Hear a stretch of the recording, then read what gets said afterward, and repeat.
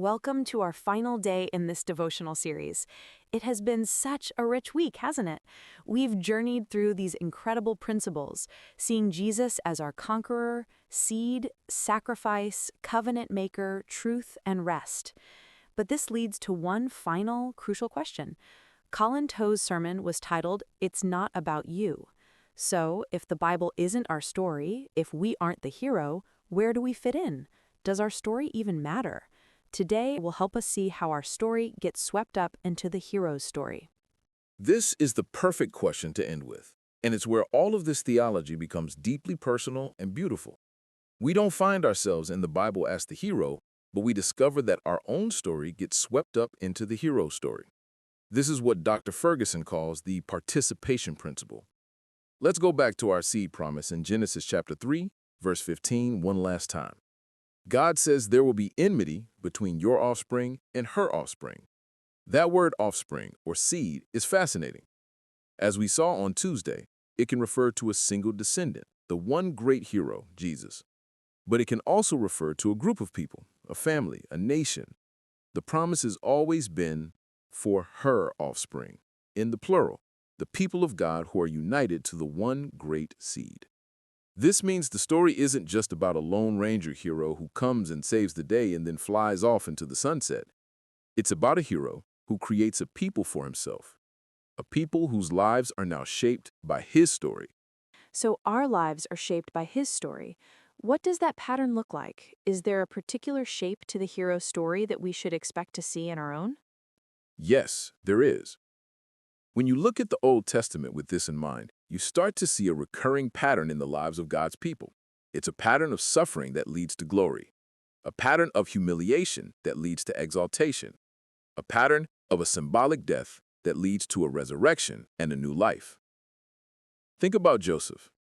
He's the beloved son, but he's betrayed by his brothers and cast down into the pit, a picture of death. He's falsely accused and thrown into the darkness of a prison. It seems like his story is over.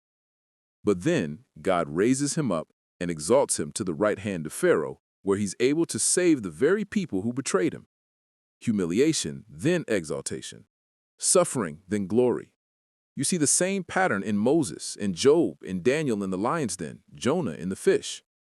This pattern is so consistent because it's the very shape of the hero story. And that hero's story is ultimately fulfilled in the life, death, and resurrection of Jesus. It is the ultimate fulfillment.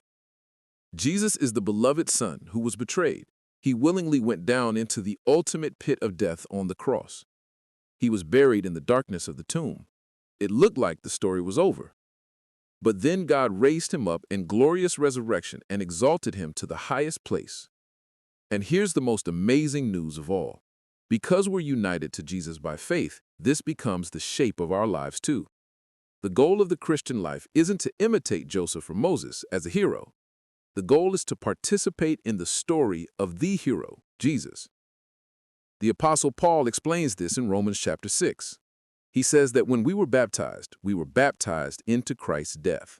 Our old self was crucified with him, and just as Christ was raised from the dead, we too are raised to walk in the newness of life.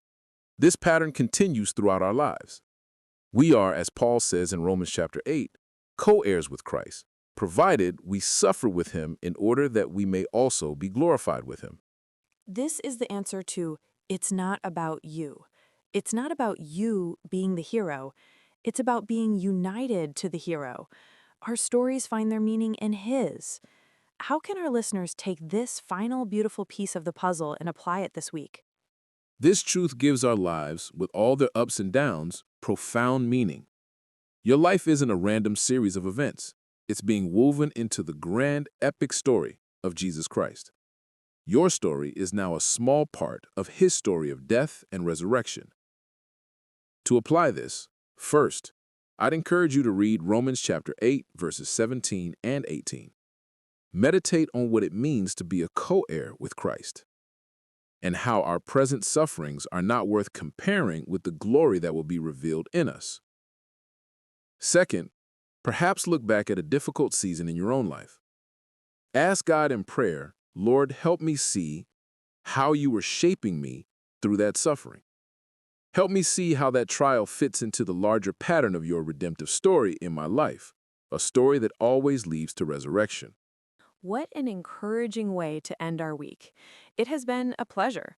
What are some final prayer points for our listeners? I would love to close by suggesting these points for prayer. Thank Jesus for not just saving you, but for inviting you into his story. Thank him that your life is now hidden with him and finds its meaning in him. Ask for grace to see the patterns of his story in your own life.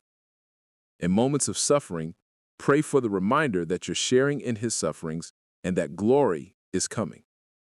In moments of joy, pray for the reminder that it's a foretaste of the final resurrection life. Pray that your life story would bring glory to the hero. Conclude by thanking God that your story finds its meaning in the heroic name of Jesus.